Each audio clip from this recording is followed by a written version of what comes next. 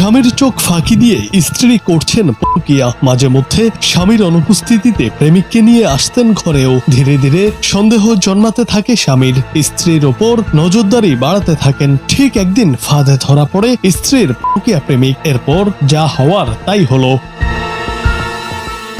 ইতিমধ্যে ঘটনার একটি ভিডিও ভাইরাল হয়েছে সামাজিক যোগাযোগ মাধ্যমে। সেখানে দেখা যায় ওই নারীর স্বামী সহ কয়েকজন লাঠি হাতে একটি রুমে অবস্থান করছেন। রুমের ভেতর খোঁজাখুঁজির পর বিছানার দিকে নজর পড়ে তাদের। সন্দেহ হলে বক্স খাটটিতে থাকা চাদর ও ম্যাট্রেস সরাতে থাকেন। ম্যাট্রেস সরাতেই দেখা মিলল স্ত্রীর প্রেমিকের।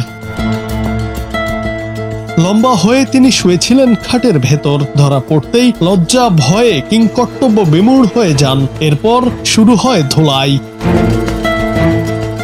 ঘটনার ভিডিও ছড়িয়ে পড়তেই সোশ্যাল মিডিয়ায় আলোচনা, সমালোচনা ও হাস্যরসের সৃষ্টি হয়। কেউ কেউ লিখেছেন প্রেমিকের সঙ্গে স্ত্রীকেও ধোলাই দেয়া হোক। আবার অনেকে এটিকে সাজানো ঘটনা বলেও উল্লেখ করেছেন। এছাড়া এমন ঘটনায় উদ্বেগ প্রকাশ করেছেন নেটিজেনরা। News desk, Bangla TV.